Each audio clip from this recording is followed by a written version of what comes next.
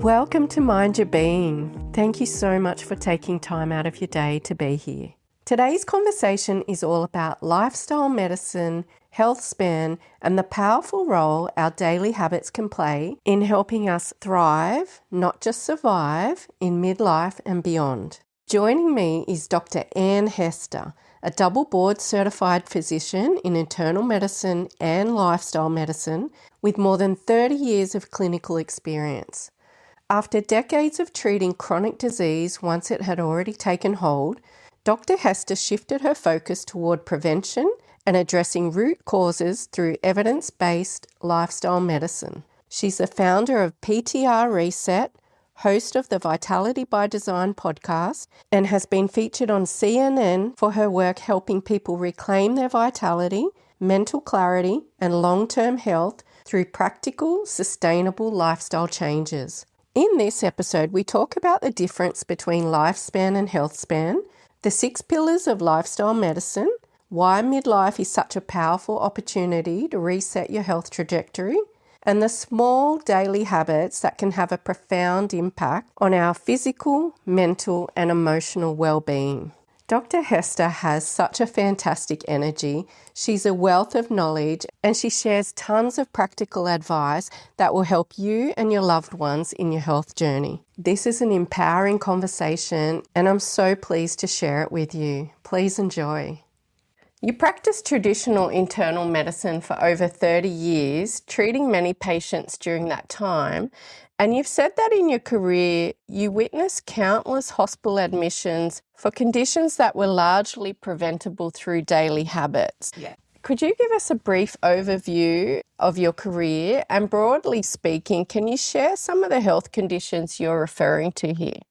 So thank you for the question. Most of my career, I was a practicing internal medicine doctor. I took care of adults and I took care of them in the emergency room, the ICU, my private doctor's office, and on the hospital wards.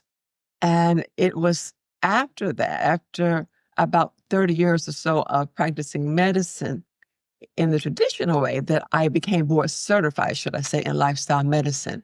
And that, as opposed to traditional medicine that focuses on this is the disease, this is the pill, or this is the surgery, lifestyle medicine focuses on ways to prevent, treat, and reverse a lot of these same conditions. Now, in America, 4 out of 5 visits to the doctor are due to lifestyle-related issues. And by that, I mean type 2 diabetes, certain forms of cancer, heart attacks, strokes, obesity, and so forth. Most of the chronic diseases have a link to our daily choices. So 90% of the manifestation of most of these diseases is due to our habits. 10% is due to our genetics. And so we have a tremendous ability to turn it around and live better despite the disease, or possibly prevent ever getting the disease in the first place. Thank you for that. I often think about this in that modern medicine has become very good at treating symptoms, very good at that emergency critical care and saving lives and increasing our lifespan. Yes. But as you said, those chronic diseases and chronic conditions have been increasing: obesity, type 2 diabetes, insulin resistance.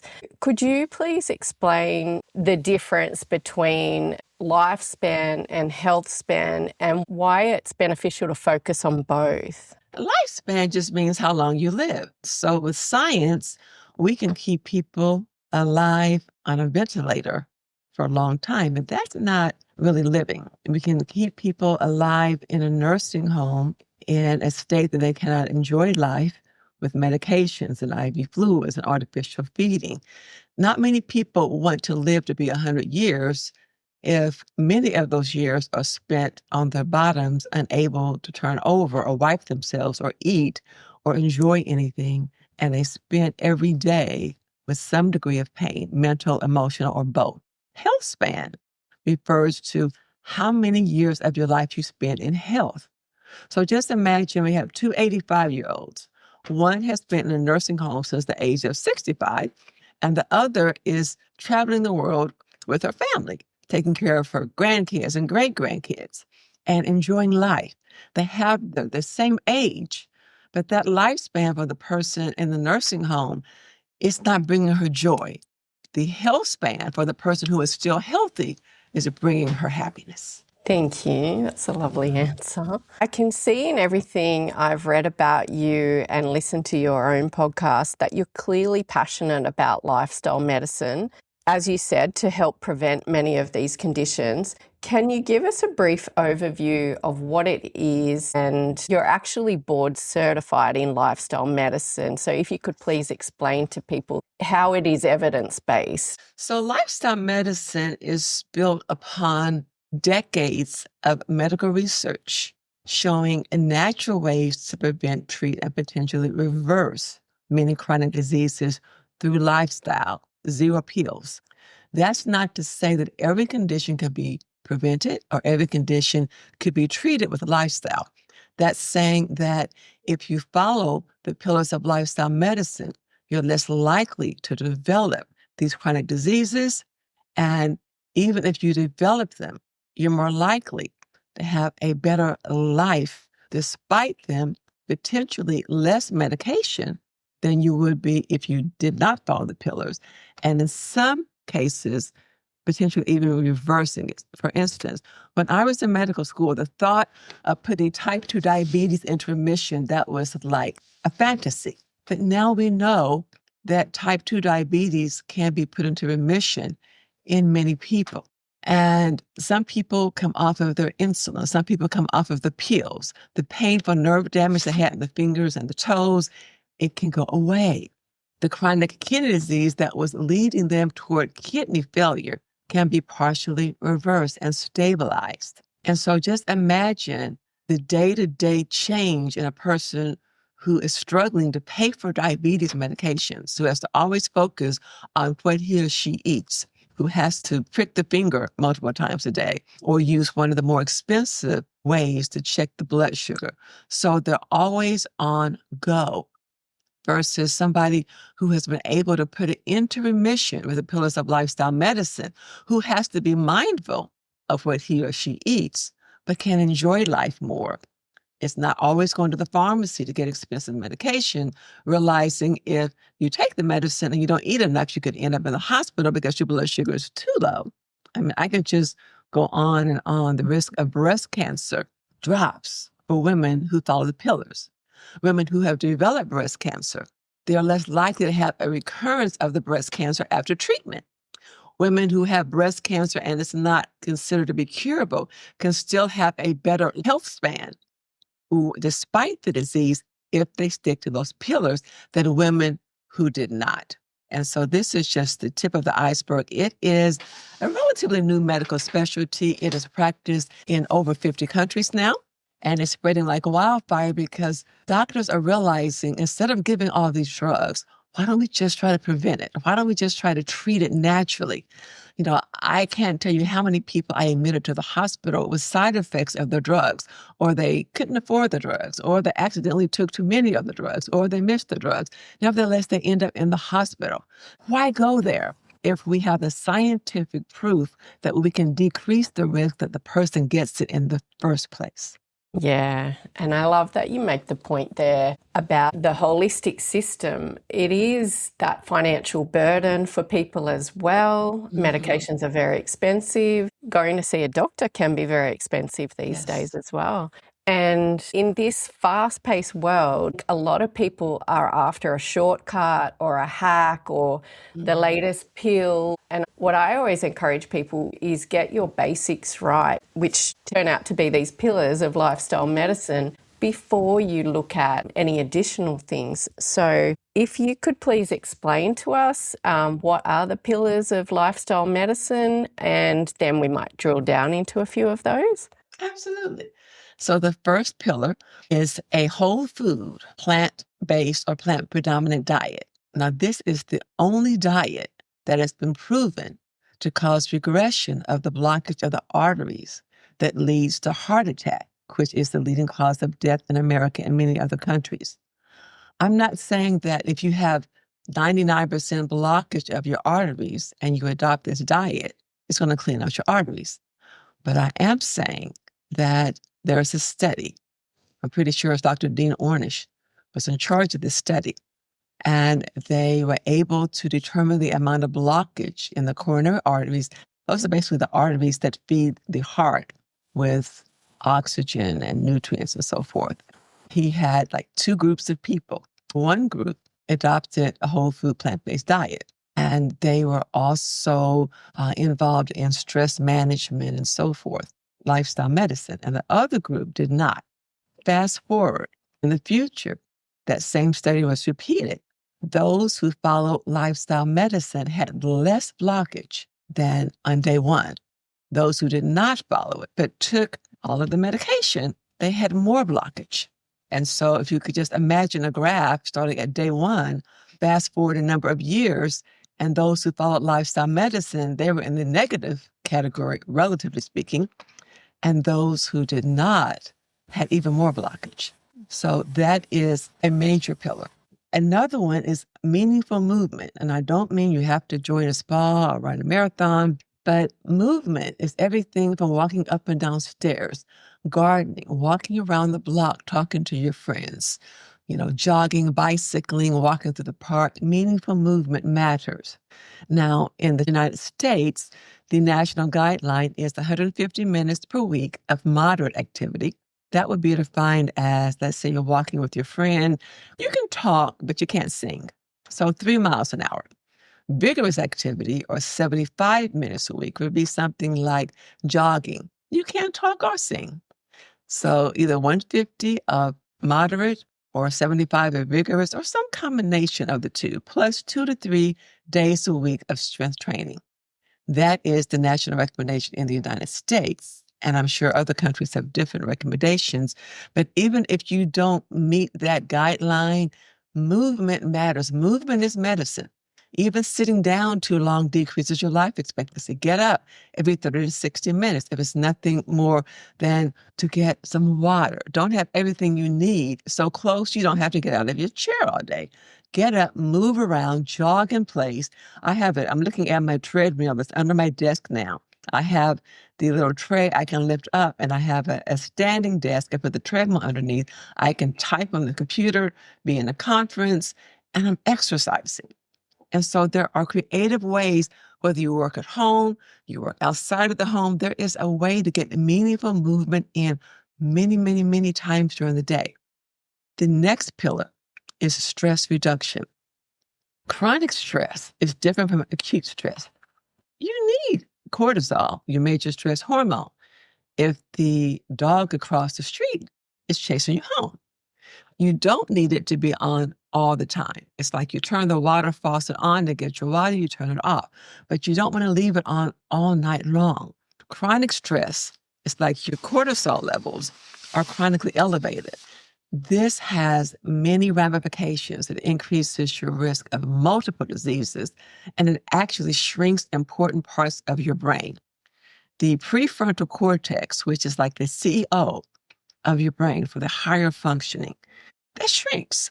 You can do an MRI of a person before chronic stress and after chronic stress, and you can see that an important part of the brain has less volume.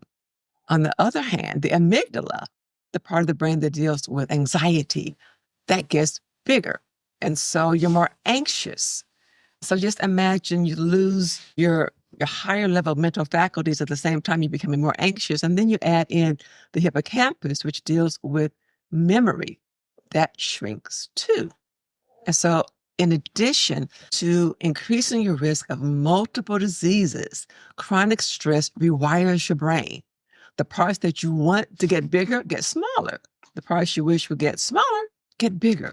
And so there is a strong physiological and psychological component in addition to the chronic conditions brought on by stress. Now let's get to sleep, which is another pillar. When you don't sleep, your body does not have the opportunity to heal and reset.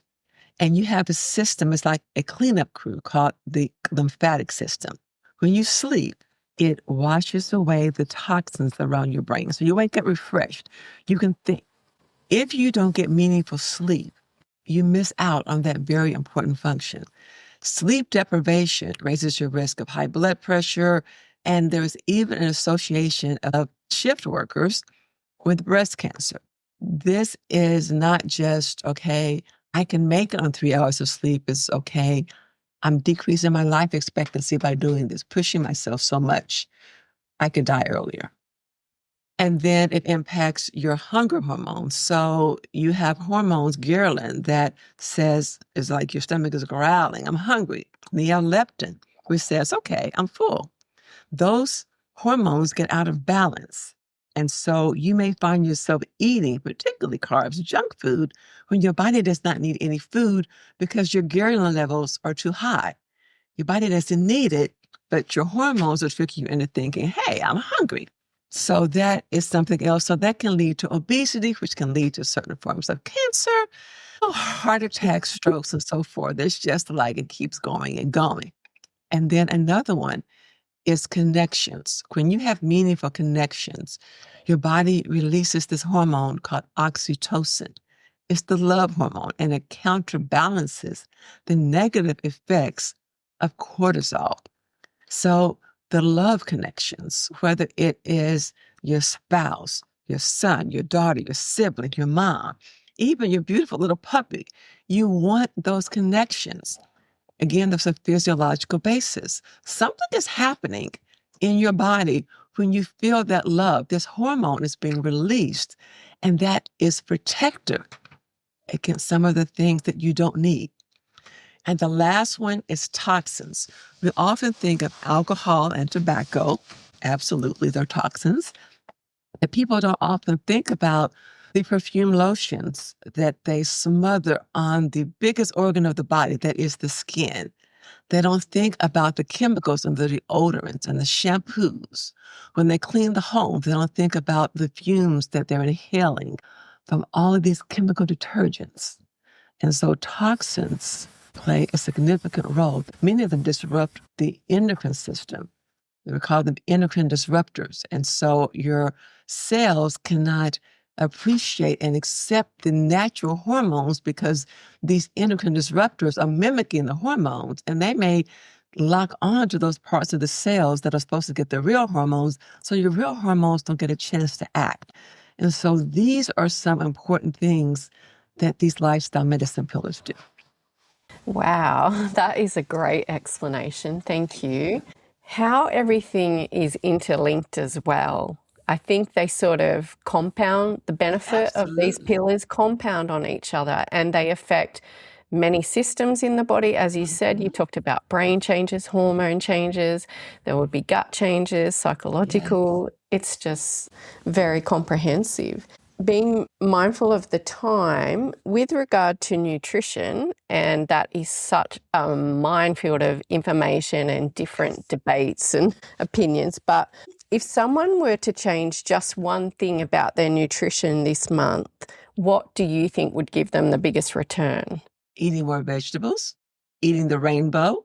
And when you say, I like vegetables and I eat broccoli twice a week, that is a beginning. But just imagine going out to a field with all these beautiful flowers, all the different fragrances, the tulips, the roses, all of these beautiful flowers. That's what you want to put in your body. You want to put in all these different colors. You want fruits and vegetables of all of these colors because the colors mean something. You don't get the same nutrients in a yellow banana that you get in green kale or a red apple. These different nutrients, they're found in fruits and vegetables of different colors. And so you really need to expand your horizons, try different fruits and vegetables. So you want to aim for 5 to 9 servings a day of different fruits and vegetables. And don't do all the same ones. Add different ones. Try new things. There was a time I thought you would never get me to eat Brussels sprouts because they looked weird. My teenager told me, Mom, they're good. Try them. Like, okay, I will. So I put some extra virgin olive oil and some Italian seasoning on them, and I stuck them in the oven. Like, oh, these things are so good. We had some last night. I can't get enough. And cauliflower, I'm like, they look weird. I'm not doing it. But I went to a medical conference, and they had these cauliflower puffs. They were like buffalo wing puffs and they add the hot sauce and stuff on. I'm like, oh my gosh, I got like 4 servings. And I have cauliflower in my refrigerator today. I get it regularly. And so you have to figure out ways to do things differently. The same with tofu. It's like tofu looks like it's not going to have any taste. But I even found a way to make tofu taste good. I mean, there are so many things that you can do differently. And that's the protein. But the bottom line is experiment, figure out what you like. You can go to an AI chatbot, ChatGPT, or anything else. You can go online to get recipes. You put in the things you like. I love like smoked paprika. I like, salt and pepper and garlic. Put in the flavors you like and say, give me a recipe with all of these things. And the next thing you know, you have a recipe with your favorite flavors that you can use in a vegetable you never ever wanted. But now it becomes your favorite vegetable ever because you spice it the way you like it to be. Yeah, and fresh herbs are great for that too. Yes, absolutely. I'm with you on the Brussels sprouts. When I grew up, my mum used to boil them or something, and they were horrendous. But I saw, I just can't remember her name, but her book is something like Water, Salt, Fat, or something like that. And she did what you did, olive oil, a little bit of salt, bake them. Oh my God, the flavors, and they're so soft and caramelized. Yeah, I can't get my family to eat them, but I love them. I was going to touch on movement. Is there anything else you think is worth asking there? As far as movement is like the new smoking. When you sit down for like, you're still for like 30 minutes or so, it does something to the enzymes that impact your cholesterol. And so you need to get up and get moving. And even if you play tennis 4 times a week, if you have those weekend binges where you sit on the TV set for hours watching TV, that can still decrease your life expectancy. You don't want to sit around for hours at a time, period. I don't care how active you are doing other things. Don't stay seated for long periods of time. I notice with work sitting long periods of time, so I've made an effort to set a timer, and I had Justin Keogh, an exercise physiologist, on here, and he introduced a term like exercise snacking. So even if you're just moving for 5 to 10 minutes, like you said, just regularly through the day, it might be doing a set of squats or walking up some stairs, or it all compounds, doesn't it? It all helps. Absolutely, it does. And you know yourself, just if you sit around a lot, your body gets sore actually, or tight. And yeah, sleep is, a lot of us, we take it for granted. Oh, it's okay if we miss an hour here. Or I've been learning a lot about the impact of circadian rhythms on our health as well, and aligning our sleep and our eating with those rhythms. But how much is poor sleep driving inflammation, weight gain, mood changes, even brain fog? Significantly. So again, when you don't sleep well, your brain's cleanup crew doesn't get a chance to go to work. So you wake up the next day and you're just not going to be as with it as you could be. As far as weight gain, your hunger hormones get off balance. And so you eat more, even though your body doesn't need more. And so that puts you at risk of gaining the weight. And then you're going to have more likely more inflammation in the body, which increases your risk of diabetes and all sorts of other things. And so the lack of sleep, in addition to being associated with high blood pressure and other things, your mood is going to be off and your hormones are going to be off. And it's just, you mentioned it's not 1 + 1. I like to think of lifestyle medicine as, instead of saying 6, as in the 6 pillars, 6 times 1 = 6. It's like 6 times 1 = 85. I mean, you add these things together and it's like compound interest. They work together to help you stay safe and help you extend your health span and not just your lifespan. Yeah. And it's not about being perfect in any of these pillars, is it? Like, even if people made small changes across each of these areas, I think they would see significant benefits and preventative benefits as well. Absolutely. And I want to hit on something else with the diet. When I was in medical school a long time ago, they told us the gut was the second brain. And now we know that to be true. A lot of people have heard of drugs like Paxil and Prozac and so forth. They're in a class of drugs called SSRIs, selective serotonin reuptake inhibitors. Now, serotonin is this substance that is very important for mood balance. And your gut makes 90 to 95% of the serotonin in your body. And so if you have a happy gut, your gut microbiome is happy, all those trillions of organisms are happy, and your gut is happy, your serotonin levels are going to be more aligned with less anxiety and less depression. And so this is not just physical health, this is emotional health. And the gut is huge. When you eat a whole food plant predominant diet and not a lot of the junk foods, the fat, sugar, all this stuff, the frankenfoods that people have in a lot of countries, including mine, that you read the labels and you're like, I can't even pronounce this stuff, but it tastes good, so I'm going to get it. When you don't keep putting that trash in, it's like trash in, trash out, you would not want to be a science experiment. So just imagine what you're doing to your body when you're putting in these foods that can literally reset your body, reset your thermostat. Food scientists know how to create foods with just the right combination of sugar, fat, and salt. Like when you eat these foods, you have stimulation of the same areas of the brain that are stimulated with sex and opiates and lovely music.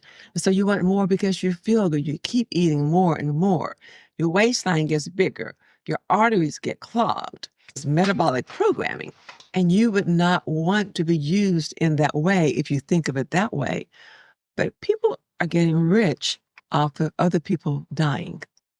And so we're not lab experiments. We have the ability to say yes or no. And I tell people to find your vision and then act with precision. If you want to be traveling the world with your family when you're 85, doing wonderful things, invest in yourself now. Why invest so much in your retirement, put all that money in the bank, if you're going to spend a high percentage of it on medical bills? So prioritize, think what your goal is. Where do you want to be in 25 years? And what are you willing to do to get there now? Yeah, wow. Just touching on stress and emotional health, what advice do you have for people? It's going to be different for everyone, how they moderate their stress, but what are some of the practices or suggestions you have for people? Exercise, exercise, exercise. Exercise releases endorphins, and endorphins release stress.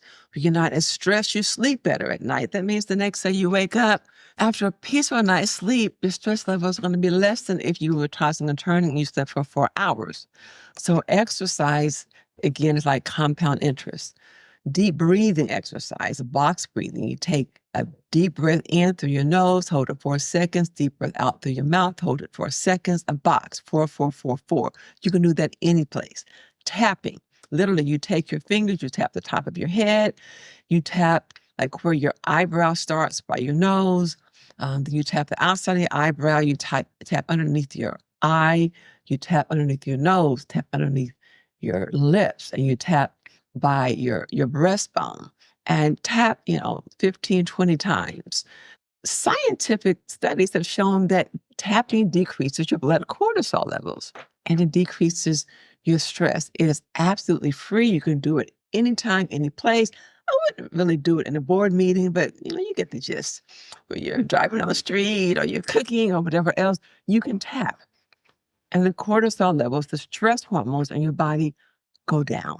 Hot baths, nature walking, lavender, various scents, aromatherapy. There are multiple things that you can do, but whatever works best for you, mitigate your stress. Take control of your stress before it takes control of your health. You're throwing out all these lines. I love them. It's so powerful. I should write a book about that. Yeah, that's right, which we will get to. Just lastly, on one of the pillars, social connection, I think that one surprises a lot of people at how much of an impact that can have on our health. Can you explain why loneliness is such a powerful health risk? Chronic loneliness increases your risk of dementia, for one thing.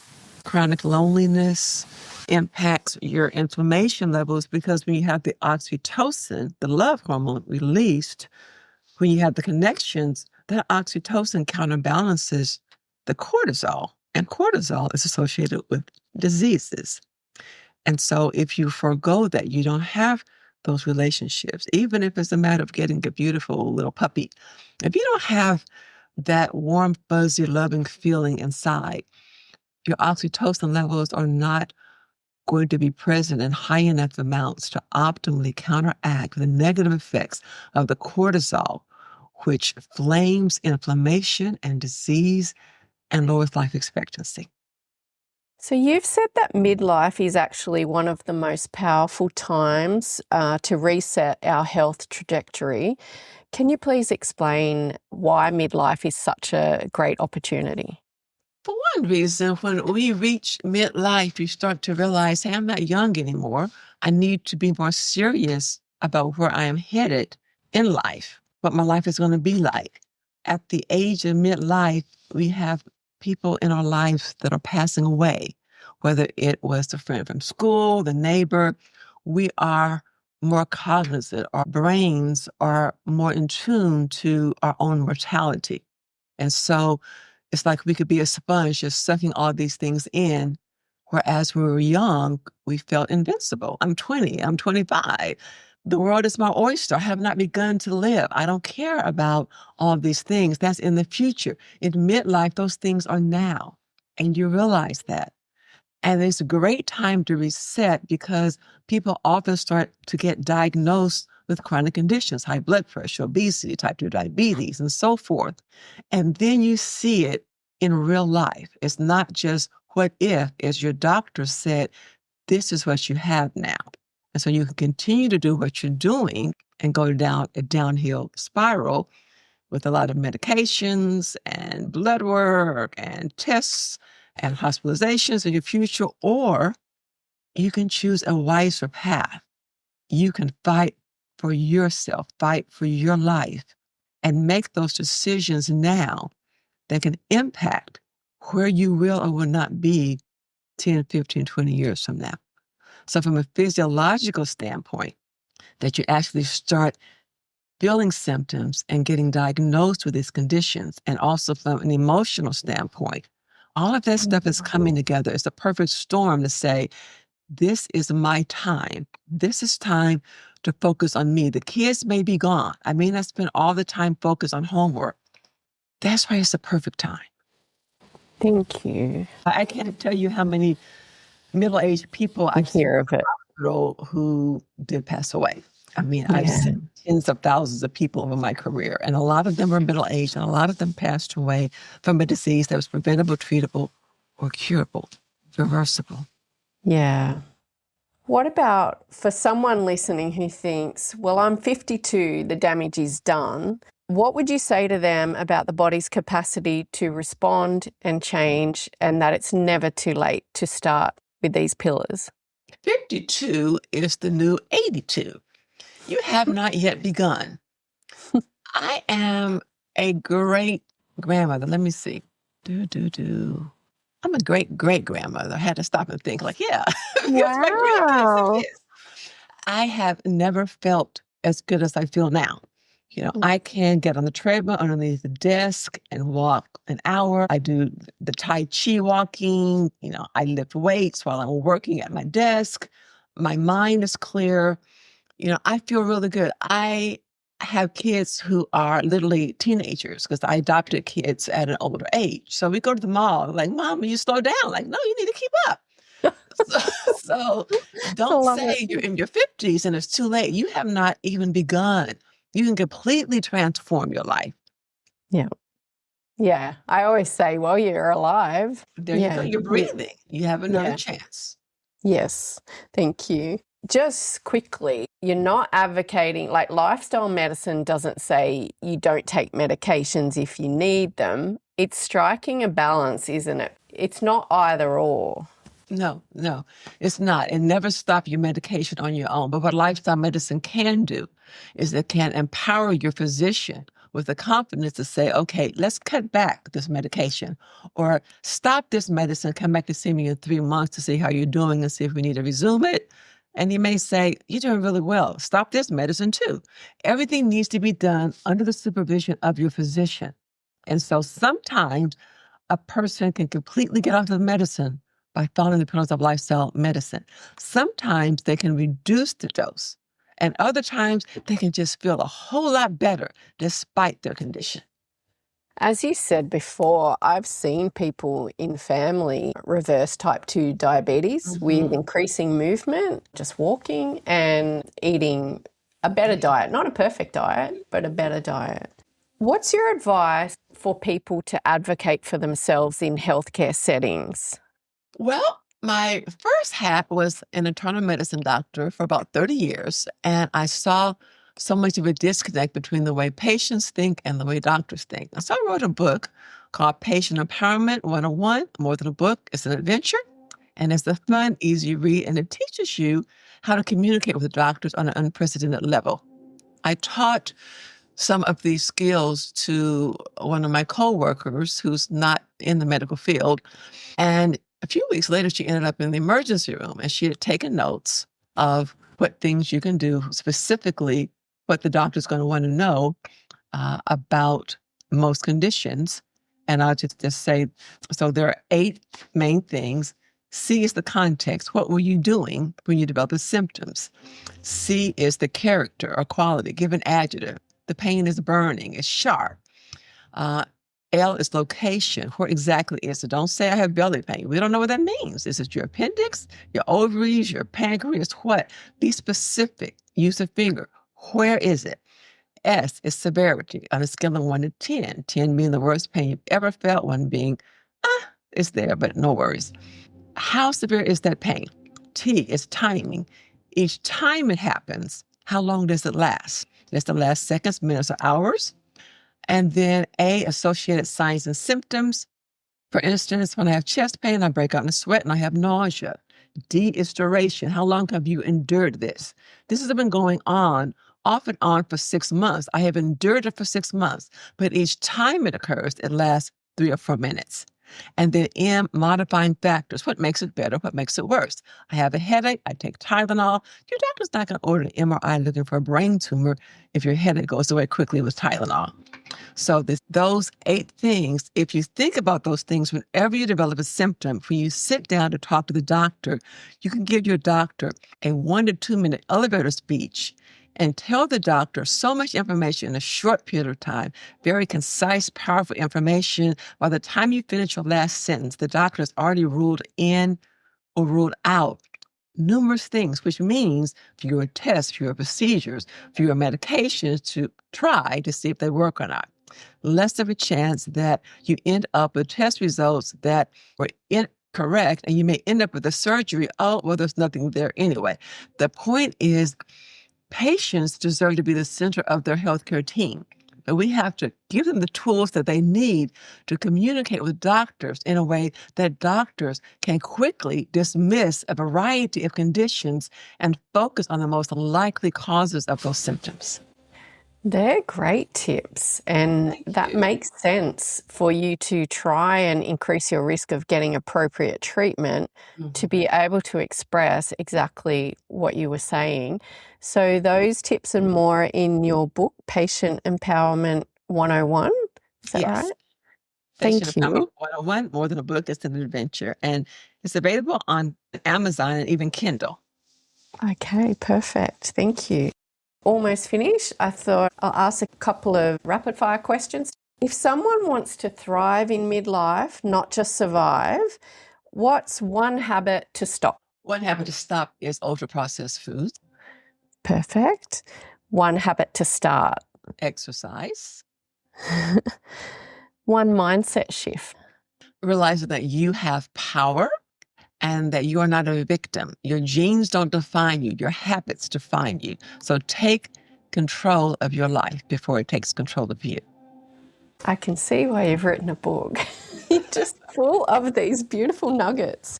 With all of your experience and your passion for helping others thrive, I'm curious to know what practices, rituals, or habits do you personally use to mind your being? Prayer, first part of every day. My feet hit the floor and then my knees hit the floor. So I've found the power of prayer to be more important than everything. That is number one in my life. Thank you. I'm guessing you have your own movement practice as well. What does that look like for you? Movement, the treadmill underneath my desk, walking up and down the stairs. I do deep knee bends. I'm just always moving. I try to just keep it moving. Love it. We mentioned your book. You also have your own podcast, Vitality by Design. Can you tell the listeners what your podcast is about and where they can find it? Okay. Vitality by Design is on Spotify and Apple. And it is a podcast that just gives you very simple, practical tools on how you can transform your life. And so the mindset is my PTR Reset program, and my website is ptrreset.com. P is for prevent, T, treat, or reverse. ptrreset.com is my website that goes into a lot more detail with courses and everything. But the Vitality by Design, that is my podcast. And, I really wanted to write a motivational song. And I recently wrote a song called This Life is Designed by Me. And it's available. You can listen to it for free on Spotify. The quote unquote band, I call my band, Reset and Revive. So you're not going to see Coach Dr. Ann, but it's called This Life is Designed by Me. And it is very motivational, just to empower you. Like, I have control over this. There's many things I can do. So it's on iTunes and Apple. Spotify is absolutely free. So you can listen to it and get motivated to make some of the changes you need to change. Wow, thank you. I'll link to all of those in the show notes so listeners can easily find them. So if listeners remember just one thing from today's conversation, what would you want that to be? I want that to be that no matter where they are, no matter what condition they may have been diagnosed with, what their fears are about what they may be diagnosed with, they have tremendous power over their future, and that they need to get the appropriate tools and realize that they can have a huge impact in transforming their own health trajectory. It's not just the doctors and the nurses. Once you learn these basic tools and you set the foundation for your future, you can thrive far more than you would if you neglect these things. After 3 decades in medicine, what gives you the most hope right now? Lifestyle medicine. It does, because I cannot tell you, this goes back to before I even had my medical degree. There's so many situations where I saw people suffer and die from things that did not have to be. It's heartbreaking. And I want people to understand that there is hope. You don't have to wait till you get a diagnosis. You can do things to decrease the risk that you get a diagnosis. And if you have a diagnosis, there are things that you can do to live more vibrantly and often longer if you cannot reverse the disease through these pillars. Thank you so much. I just love your passion for what you do. I love your passion for helping others and to keep spreading this knowledge. And I appreciate you for coming on today. Thank you so much. It was such an honor. I appreciate you having me so much.